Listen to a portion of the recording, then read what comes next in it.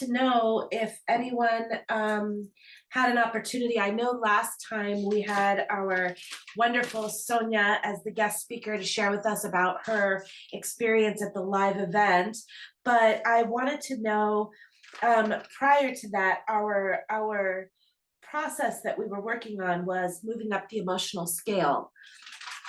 And it's interesting because I've found myself having opportunities of insecurity come up over the last few weeks with some different things. But the cool thing is that I have been able to kind of use the process to shift a little bit. And I just wanted to share, I believe her name was Byron Katie, and I read a book by her. And one of the things that she does for herself when she's going through and she's talking through something, she will stop and ask herself the question, is this true? And then she'll ask it again, is this really true? So, a lot of times we have all of that weird negative self talk and programming that's in there. And I found myself being able to stop and ask myself that question and then realize that my own mind was kind of spinning in a direction that was headed towards the negative end. But by stopping and asking that question, then I was able to kind of shift myself into willingness to be able to move up the emotional scale. And so I just kind of wanted to share that with you guys, because that was something that was really beneficial for me to incorporate into this process, especially when I was down in the down in the lower emotions. And so I just wanted to share that that was really helpful for me over the last couple of weeks. Well, No, um, it's very timely. That's the process that I've been trying to focus on the past few days. So I appreciate you sharing that. the emotional scale process. Oh, good. Okay. Well, thank you so much. I appreciate that. Um, let's see here. Well, if that is all for discussion, I think we can move right into our meditation.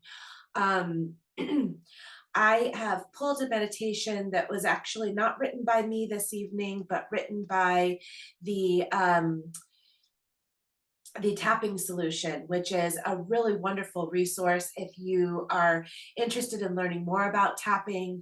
They are a great place to go to learn a lot about EFT tapping and to get different meditations to work with on your own. So I do highly recommend them. And it's simply thetapping-solution.com is where you can find them.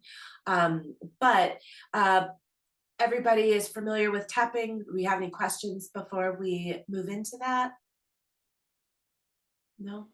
Okay. So I am going to go ahead and put the tapping points up on the screen as I usually do. You'll want to go ahead and mute yourself, but please feel free to out loud repeat after I do with the tapping, and then of course I'll guide you on which points we're doing each time. Um, okay.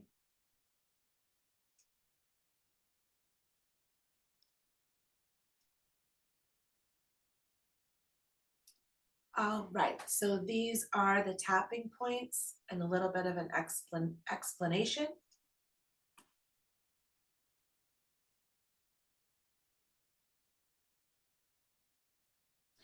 Okay, and I invite you to take a few moments to settle into your chair.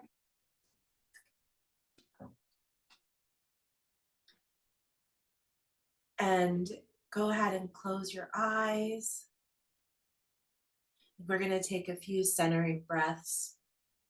So I invite you to take a deep breath in.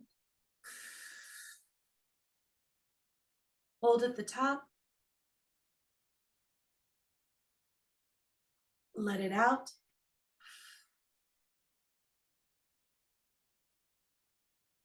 Hold at the bottom.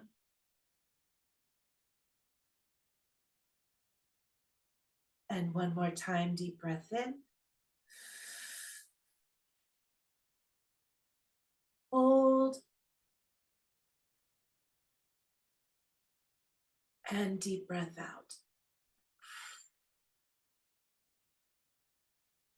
And hold.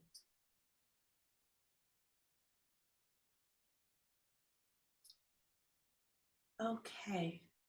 The title for this meditation is connect to and trust your intuition. We're going to do the check-in, starting with the side of the hand, tapping on the side of the hand. Even though I've been feeling stressed and tense, I acknowledge how I feel and I give myself permission to relax.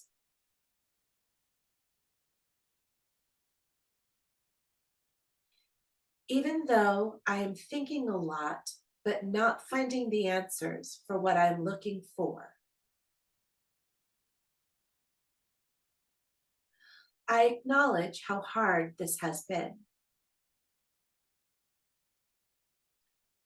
And I give myself permission to relax.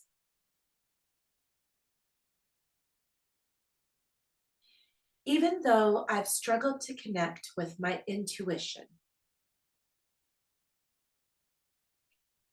I accept myself and I give myself permission to relax.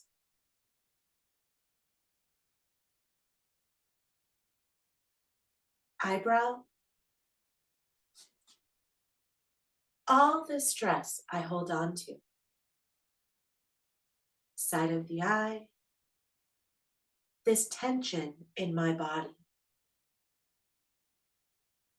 Under the eye, I feel on guard. Under the nose, because something needs to change. Under the mouth, but I'm not sure what to do next. Collarbone, I've been holding on to this stress and tension. Under the arm, hoping it would motivate me to make some changes. Top of the head, but it leaves me feeling more stuck. Eyebrow, I'm trying so hard to figure out what to do.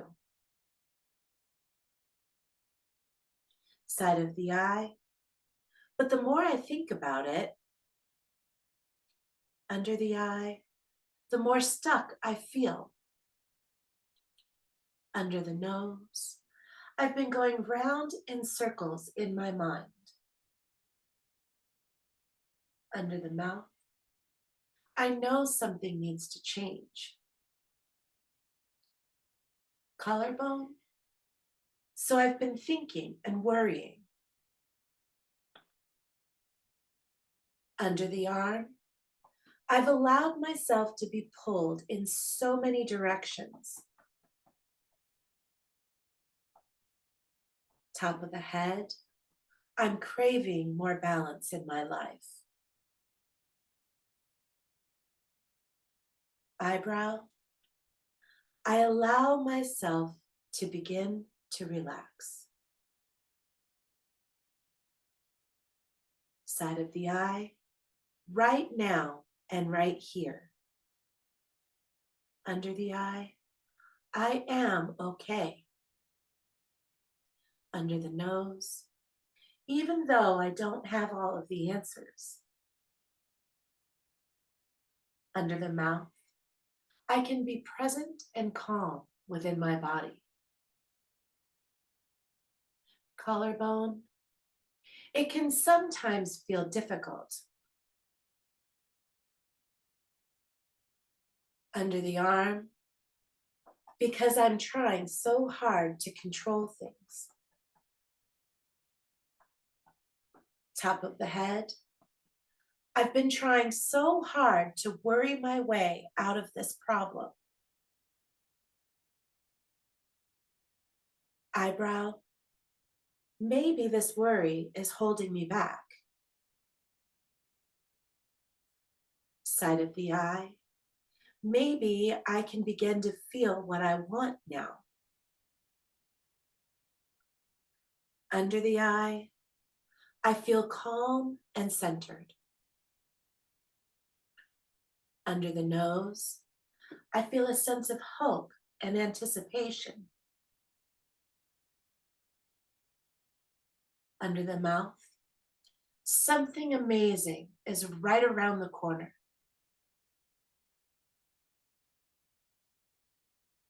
Collarbone, I can feel it now.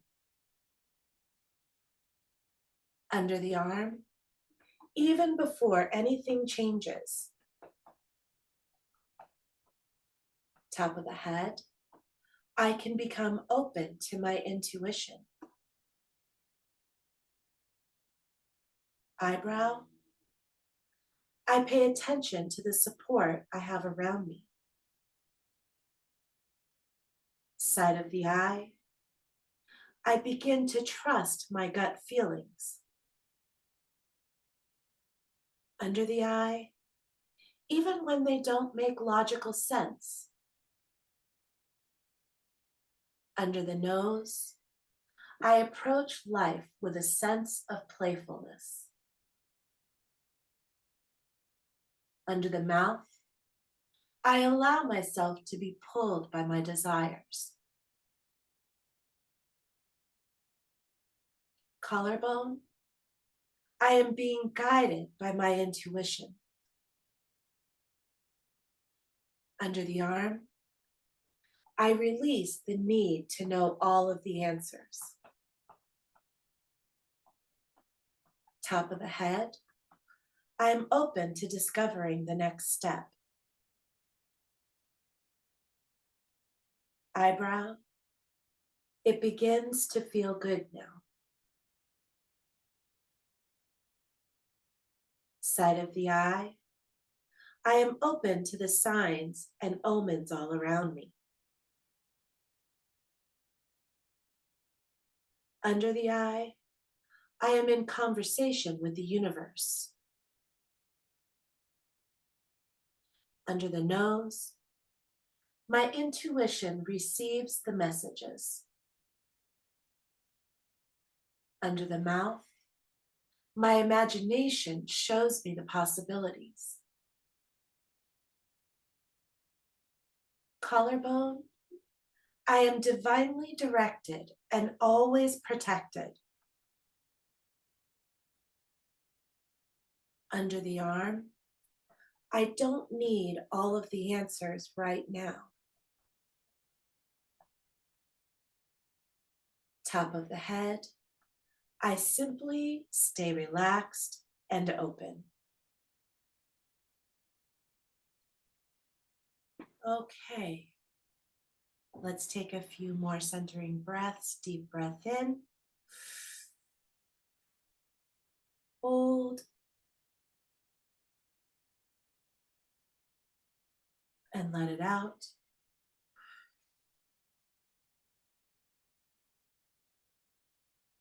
Hold.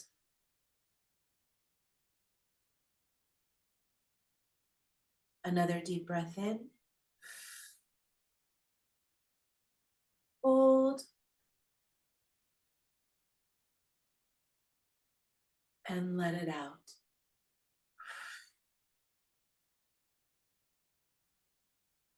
And hold.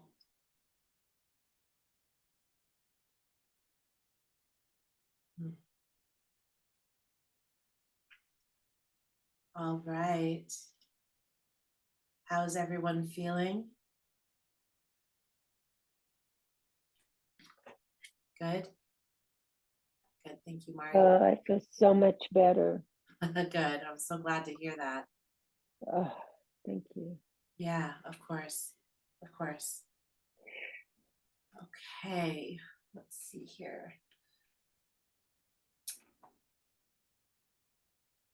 Hi, Greg, how are you? Good. Can you hear me? Yes, we can hear you. Thank you. Okay. You're welcome. All right, so now that we are in this amazing space, let's go ahead and use our Abrahamster wheel to pull our process and chapter for this evening. So let's everybody close our eyes for just a moment. And let's send the energy out that whatever chapter and process is going to be for our best and highest good for this evening, will be pulled.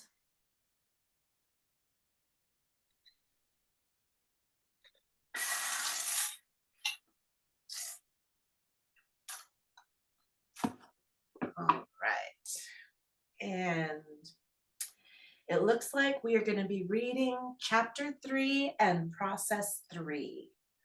Let me get that pulled up here.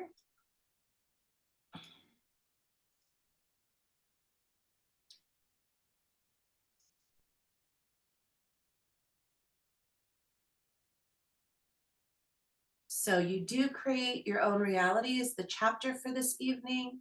And then the process is going to be the creative workshop. So this ought to be a lot of fun. Creativity is on the calendar for tonight.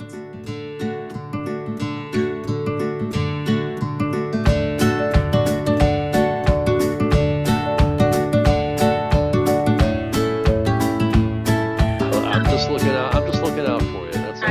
I know, I totally appreciate it. I totally appreciate it. Okay, so any thoughts on this chapter? I feel like that for myself, that very last line, of course, the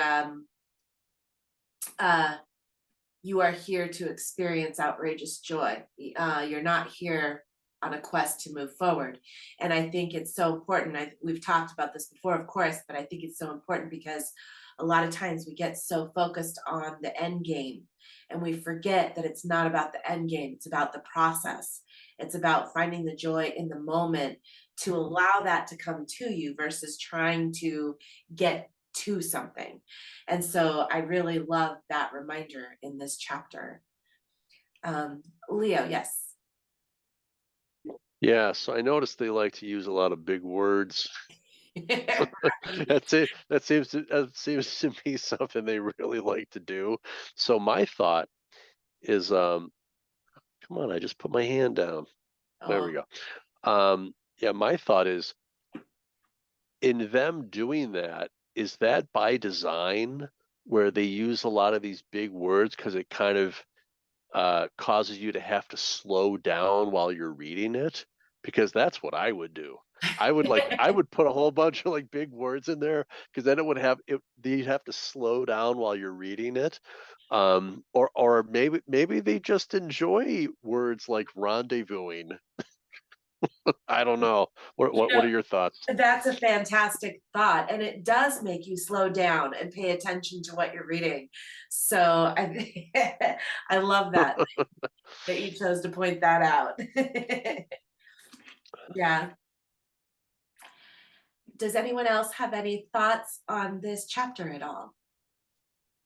Yeah, I really, really, really loved and appreciated the how we want to remind you how beloved you are, how adored you are. Yes. It's been very stressful on the planet for the past few years, and my sort of go-to space hasn't resided there in some time. So it's been a really nice reminder, like it could feel my body relaxing, which was really good. Good. That's so wonderful to hear. I feel like that it is very challenging to have the chaos around us and to not get caught up in that. However, we as light beings, and I know that if we're here, we are all light workers. That's what we need to be doing is focusing on the light, focusing on the good, focusing on the truth of who we are, because that is the best way then to allow that to ripple out to the rest of the world. And so, yeah, very good reminder. I agree.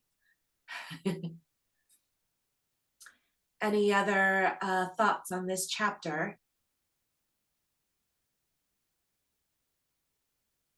No? Okay. Welcome, Peggy, to the group. I'm so happy to have you here. We're going to be getting ready to read the process, and each person takes turns.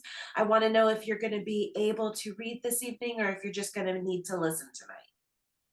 No, I'm driving around a major city, so I'll just be listening in today. Okay. Thanks for having this hosted tonight. I really appreciate being here tonight. Oh, yeah, absolutely. We're happy to have you. I'm so glad you were able to make it. Thank you.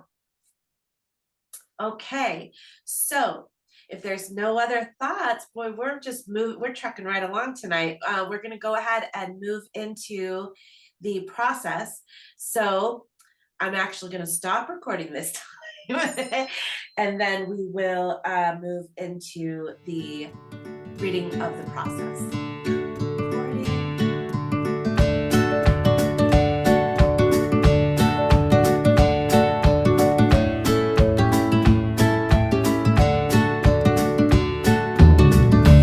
All right. Do we have any thoughts on this process of the creation box? Elena, I love the way that you read that with such enthusiasm. So much fun. Well, actually, because of as a coach, I'm dealing with emotions and helping people to transform their emotions from unwanted or something negative to positive. I think that really reading and saying something emotionally, kind of almost like given the chance to live through those words is actually helping everyone to transform those emotions, to rise the vibrations up. Yes, At least that's how it works for me. So I love it. I was enjoying this whole thing. Yeah. Okay, let's see. Leah, no, Mary, and then Peggy. Mary? Yeah, thank you. I like that too, Elena, the way you read it. I loved it. Thank you. I had a question. Has anyone tried this yet in the past? And maybe they can share how it how it went for Yeah, them. yeah, and I actually am getting ready right now to share. I created a Excel spreadsheet, and that's how I did it. And so let me go ahead and see if I can get that.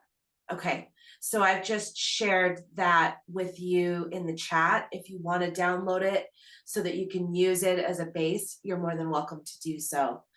You know, it's funny because I hadn't looked at it in a while, and as I was getting ready to share this to you, I kind of looked at a couple of the things that I had written in there, and I was already be like, oh, I got that done. Oh, that happened already.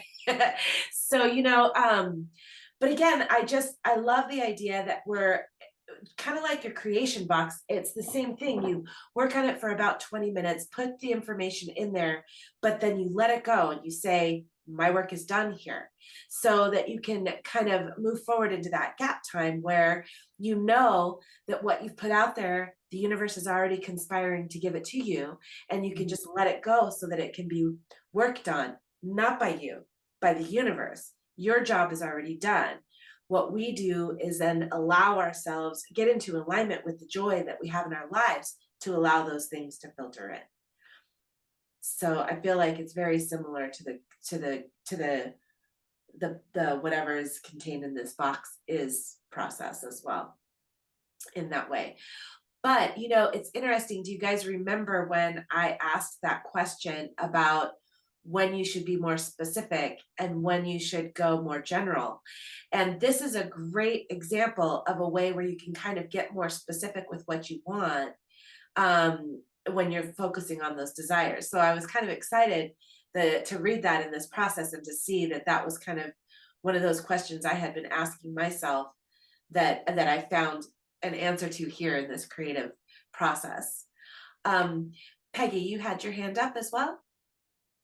Before Peggy, I just wanted to let you know, Christina, somehow what you wanted to put in a chat is not there. Kind of, you maybe did not hit the paste button. I mean the arrow. Is it Yeah. there? Okay. Yeah, Thank now we you. can see that. Okay. Thank you. Thank you. Okay, Peggy? Hello. Hi. I agree with Leo in terms of the segment intending. I had the same kinds of thoughts. especially when he was reading, see yourself going in and out of doorways and in and out of your car. And when we were talking about segment attending the other day, but it's kind of like as you're going into a new space. So it's almost like practicing doing the segment intending and what's it feel like to go into a new space. So I found that triggered for me. And in terms of have you done this before, and what struck me was the way to describe it is I've heard it referred to as the theater of the mind. And there is a book called Psycho-Cybernetics, and it was put together by a plastic surgeon in the 1920s. So he used to do breast reductions for the flappers, you know, and then he's still a surgeon in the 60s and 70s where everybody's getting breast enlargements.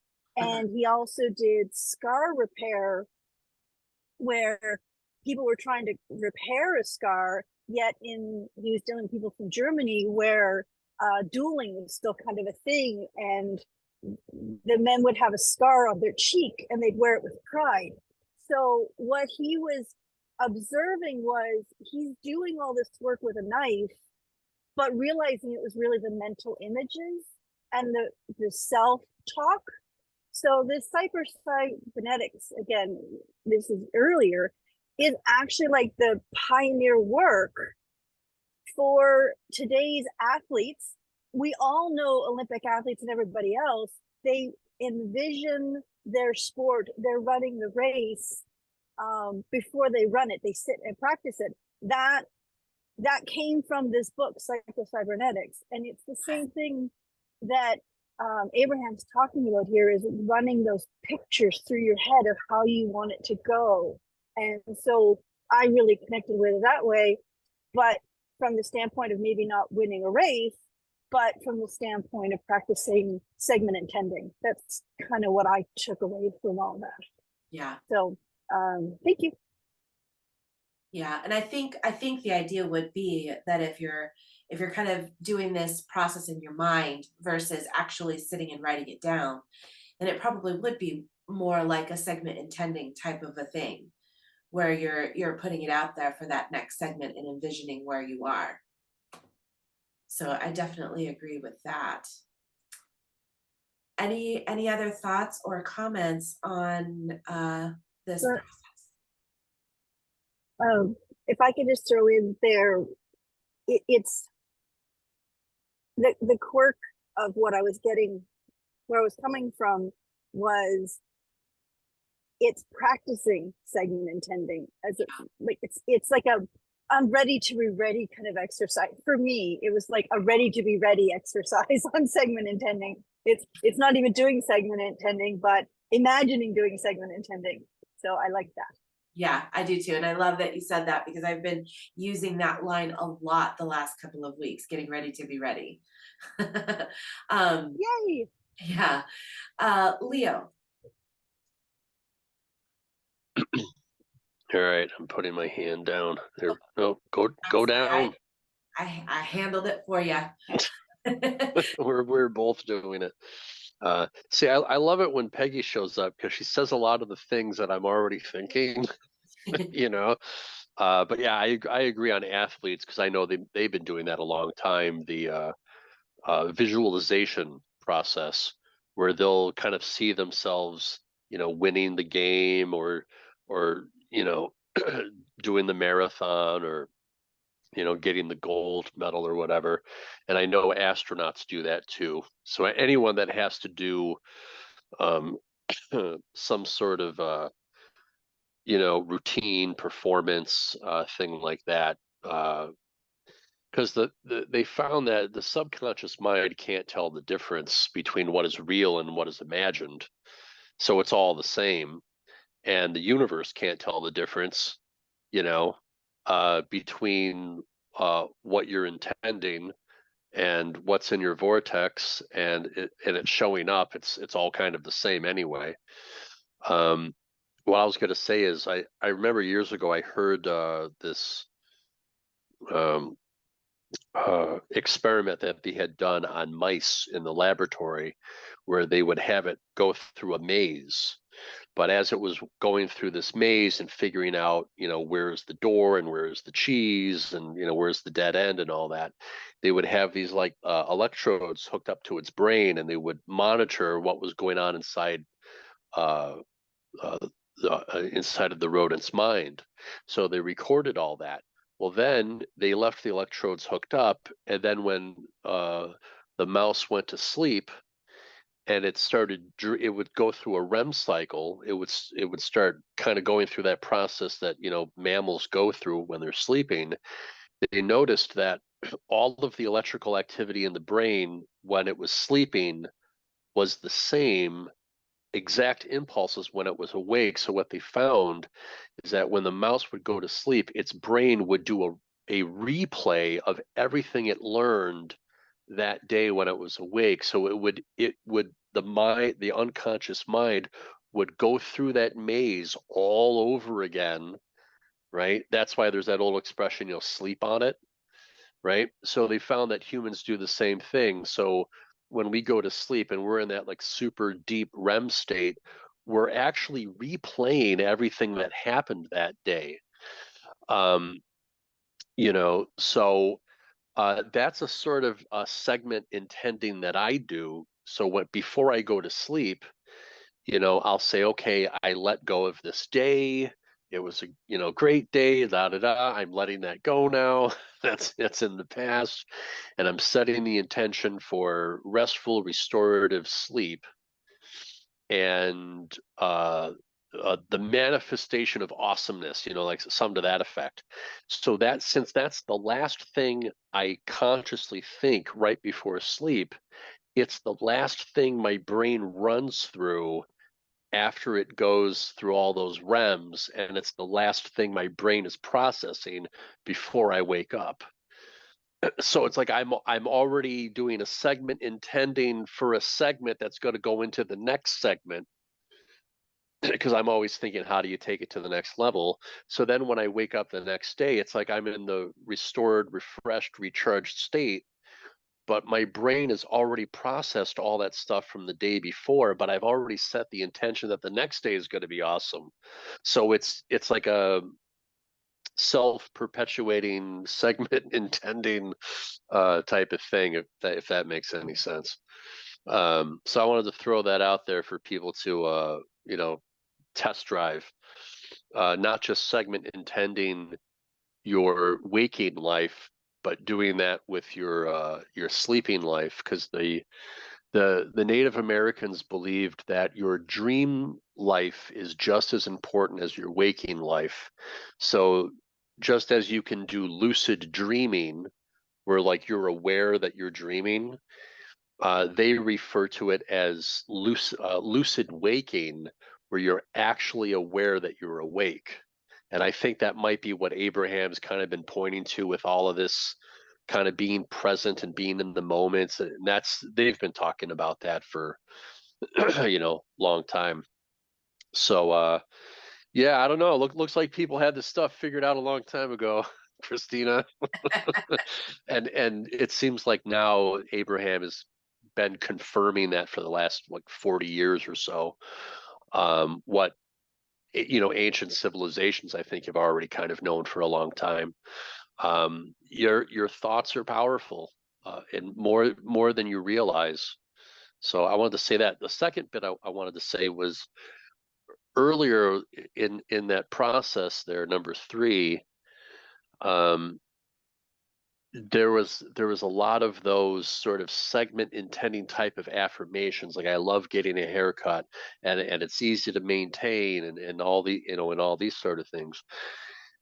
The thing about that, I was thinking as we were reading all that, is manifestation doesn't occur in a vacuum. It's not like you just think the thought and then all of a sudden it just like descends from the heavens in front of you. That's not law of attraction. That's science fiction. It happens because there's other people in our periphery, in our life experience, that help to come weave in and out of our lives that help us to bring those things about, and we're doing the same thing for them.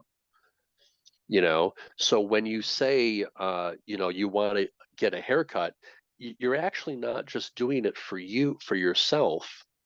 You're actually doing that for everyone in your experience, because someone will say, wow, you got a great haircut, and then you feel good about it, they feel good about it, so you're doubling that feeling good experience. And then and they're like, oh, well, thank you. And they say, yeah, where'd you get that done? Oh, I go to this hairdresser down the street. Oh, really? Oh, I want to go to them. Well, here, I have their business card. And then they go to them, and then that hairdresser gets another client, because that hairdresser might have been thinking, wow, I could really use some more clients. You don't realize the interconnectedness of all of this, of how you have your intention, but you know what? All those other people you're interacting with all have their own intentions. And when they start to intersect, that's when to me, that's when the really interesting stuff happens. It's like, oh yeah, and here's their business card, and then you go in, and then they have a great experience, and then and that's what Abraham's been talking about, is the unfolding of the infinite abundance, the infinite prosperity, the infinite creation. So I wanted to throw that out there too, that as you set your intentions for the haircut and the new clothes and the da da da da, when you do that, it isn't just for yourself, it's for everyone, because it's spilling out of your experience into their experience. And that's what I call next level manifesting. Yeah, I absolutely agree with that. And I think that kind of even ties in back to the conversation that we were talking about focusing on our light and sharing our light out with the world, and especially among all the chaos that's going on, because we want that to ripple out. We want that goodness to ripple out. Thank you for sharing, Leo. You're welcome, and thank you for listening to all that, because I normally don't talk like that long at a snap, but I thought that was important, because as we were reading that, I'm like, yeah, that's something I think that needs to be said, because I know in the movie The Secret, and when that came out, around that time period when people were talking about it, there was a lot of focus on like, how much stuff can I get? I want to get a house and a car, da da da da. And that's like the first level of it. That next level of it is, how can my experience spill over into someone else's experience in a positive way? So I just wanted to throw that out there. Food for thought. Well, and it's as I said, it's not really about the stuff. It's about the feeling that you want to have from these things that you desire, and attaining that feeling, so then you can allow that to then come forth to you. Because if you attain that feeling, that highest sense of joy and connection to your higher self, then anything else that you have out there in your vortex will be magnetized to you. Yeah.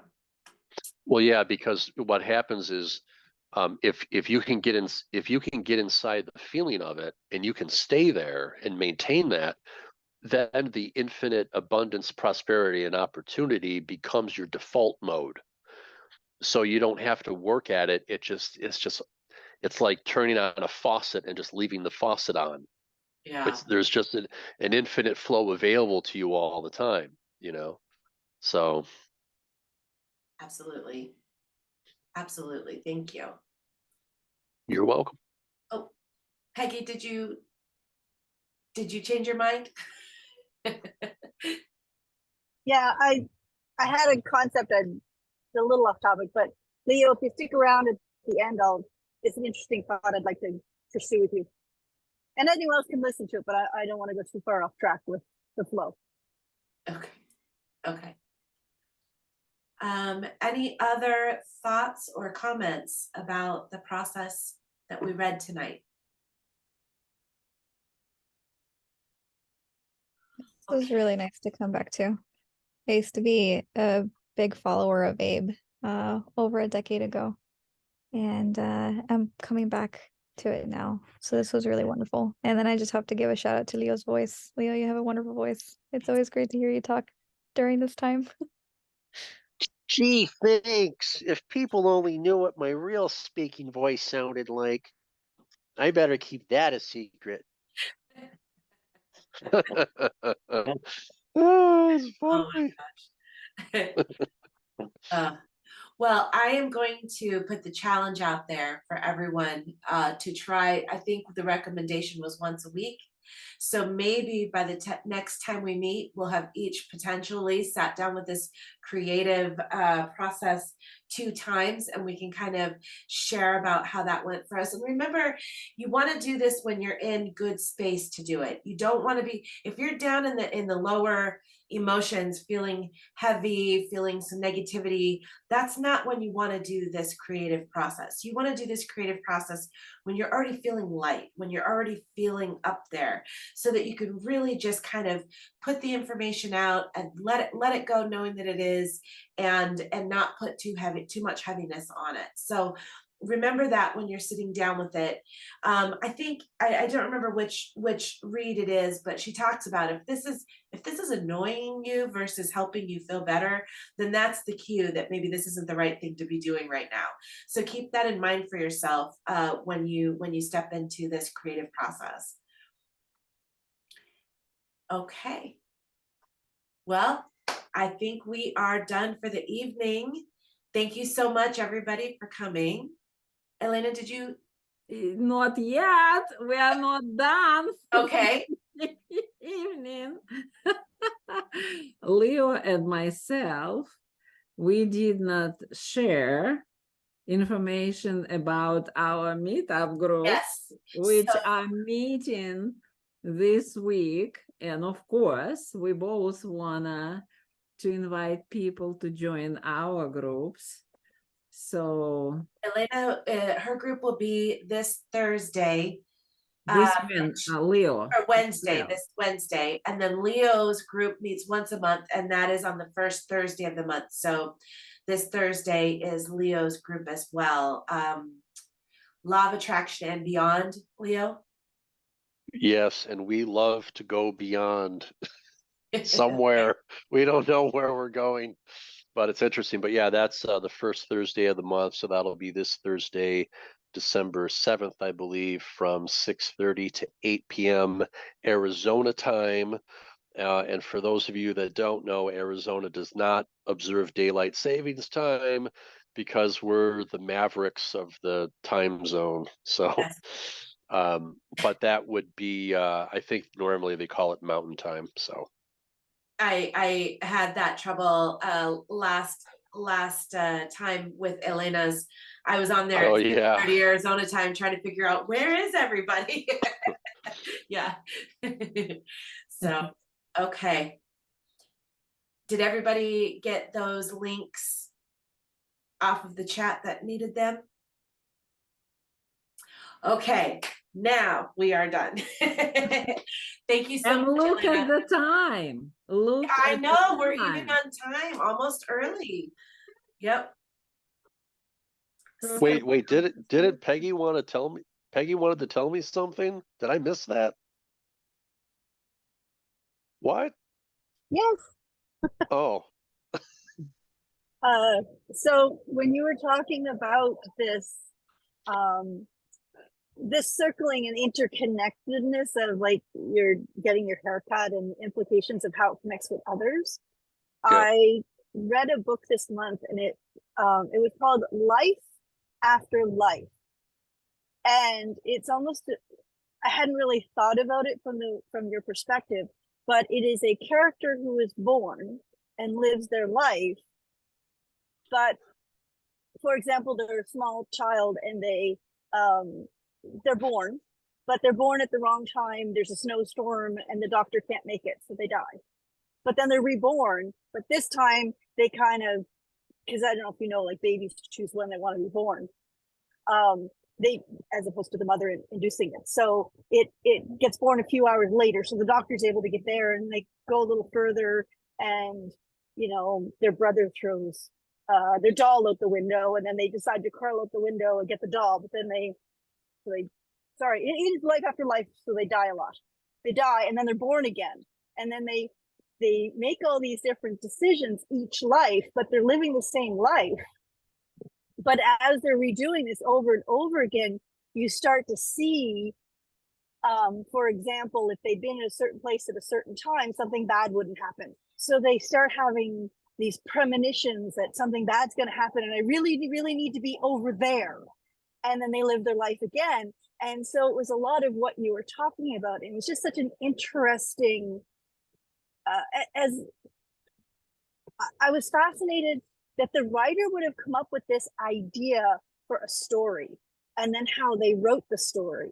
And I didn't even see the aspects that you're describing of the interconnectedness of when we make our decisions, or what are our intents, and then those feelings like, hey, I should be here, should be there. What an interesting way of tying that in. So it just made me think of this book that I thought I would mention it to you. I don't know if you're into that kind of stuff, but it was just such an unusual story to me, and it was called Life After Life. And it's just how getting to relive the same life each time and making different decisions, and then you kind of wind up having a bit of the experience from the previous lives into your decisions. So Yeah. that was off topic from just Abraham, so I just wanted to share that with you. Oh, and that's always okay. We're not completely inclusive. We're open to all things that resonate within our experience. So thank you for sharing. Yes, Leo. Yeah, I was going to say, Peggy, thank you for sharing. I haven't heard of that book. That sounds interesting, though. And yeah, the other law of attraction group I'm involved with, their law of attraction and beyond, going off on tangents is like what we do there. and Elaine has been to the group. So if you like that sort of like coloring outside the lines, then we'll be there Thursday doing that. But yeah, I remember Marianne Williamson said a while back, everything is affected because everything is connected. So that's how this all kind of works at that quantum level. You're setting an intention for something. Well, someone else is setting an intention, right? And then somebody else and somebody else. And then after a while, all of that starts to converge because it has to, because that's the law of attraction. It has to obey. It has to do that, So like when I set the intention earlier this year that I wanted to learn more about the Abraham materials, bloop, I found Christina's group, and here I am. So this was a a response to my intention, but then then I met Elena, and then I met Sonia and everybody else that comes to to the meetups. So you never know how dropping that pebble in the pond, how those ripples will eventually come back, so keep dropping those pebbles. Absolutely planting seeds, I say. Okay, well, thank you so much, everybody. This has been a wonderful meeting. I look forward to seeing everyone in 2 weeks. I'm excited to hear how everyone does with the creative process. Have a great night. Thank you so much. Have a good night. Thank you, Christina. Bye, everybody. Bye.